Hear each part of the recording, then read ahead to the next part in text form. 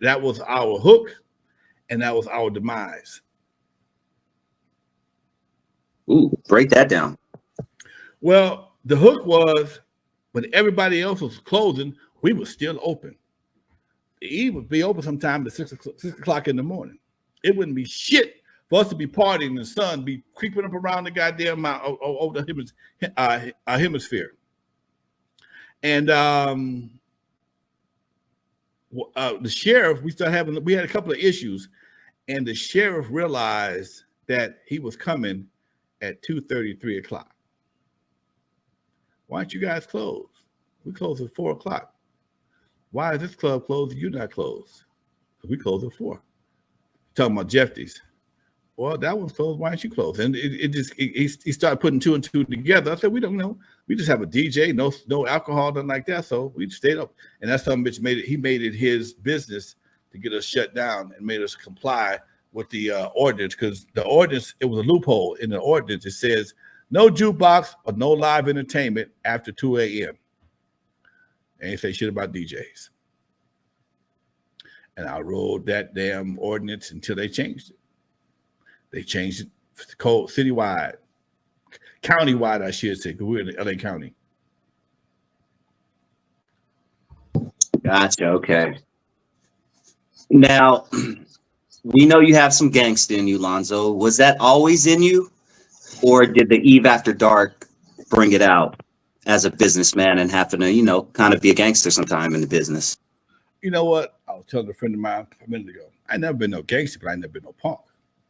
This the same thing. It's just my personality is pretty much what you see on here. I like to laugh and joke around, but there's another side to any real man. And Eve, that dude had to come out a lot more. I call him my evil twin, Alfonso. He had to come out a few times and check some fools. Not something I brag about, because it's nothing to brag about. But in order to survive on the corner of Avalon and El Segundo for 40 years without getting robbed or get shit beat out of you, you had to do some shit to let people know I ain't no joke. I ain't no joke. And I got friends. I'm not to be messed with, and I also have friends not to be messed with. People like me. And that was one of the things that made us successful, because some of the Pyru boys, they were my buddies. The ones that didn't chase me out of Centennial were my buddies.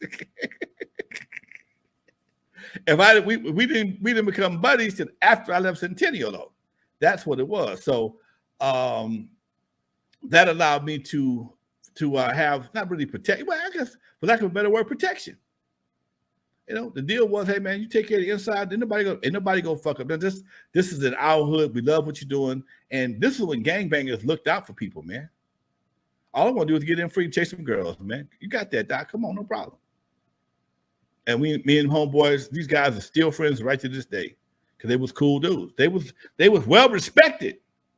And if I tell you this is my homeboy spot, you ain't gonna mess it up. You're not gonna mess it up. Good looking out, Rat 7, for that other donation. Before we get to Rat 7's question, we're about halfway through the show, so I'm going to remind everybody to hit that like button if you haven't already. If you appreciate real West Coast hip-hop, it doesn't get much more authentic than this right here. Please hit that like button and definitely hit that subscribe button if this is your first time joining the channel. You are tuned in to N.W.A. Stories with Alonzo. Tell a friend to tell a friend to tell a friend. Rat 7 dropped a couple of donations. Really appreciate it. If you guys are feeling a little, little giving, drop a few bucks. There's a dollar sign right there. We really appreciate it. Rat 7 says, how was it putting that Eve documentary together? Oh man, that was really super cool, because I got to reunite with a bunch of buddies, man. Like I said, the Eve was its own entity, dude. The Eve had people. It launched a lot of careers. It was a platform for a lot of different people that became popular and became famous. And there's a difference. One of the most famous guys was Dr. Dre. One of the most popular guys was AK, the King of Pop. He was one of the most talented cats I've ever met at Eve After Dark, and he didn't want to pursue his career at that time. He went up to the service. Great, won every pop locking contest I ever gave. Sang his ass off, danced his ass off, and played the piano. One of the first guys I ever thought about managing in my life. He disappeared on me for about 10, 15 years. And I saw him again. He was working, producing songs for a young lady, and we reconnected, got him a record deal, and that was part of the legacy of Eve After Dark. Nobody really knows him like I do. But he's an industry standard, but he's not really famous, but he's very popular. If you know what I mean. He toured with Tyler Perry, did movies with Tyler Perry, plays with Tyler Perry around the country. D.L. Hughley was a regular at Eve After Dark. He came to the club and hung out and watched Robin Harris do his thing on the stage. Keaton Ivory Wayans played Eve After Dark. So this was the kind of stuff, kind of things that I would do at Eve that made it different because everything was brand new. Comedy, there was no Def Comedy Jam yet. There was none of that. There was no Comedy X theater yet in Leimert Park. So we had all type of talent coming. Jewel was a regular at Eve After Dark. She later got signed to Death Row. Jewel was a regular at Eve After Dark. Sang every contest, took all my money. But these are the kind of names that people that came through Eve. Some of them have passed on, but still there were so many of them, and some of them blew up, some of them blew out. But it still was, Eve was the hub, Eve was the home.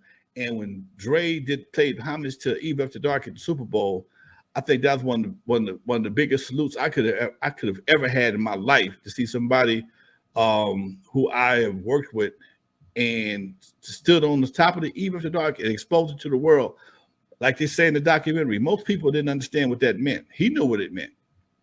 And I hate to kick people or whatever the case may be, but you won't see that for 15, 20 Cedric. You won't see that. You won't see that.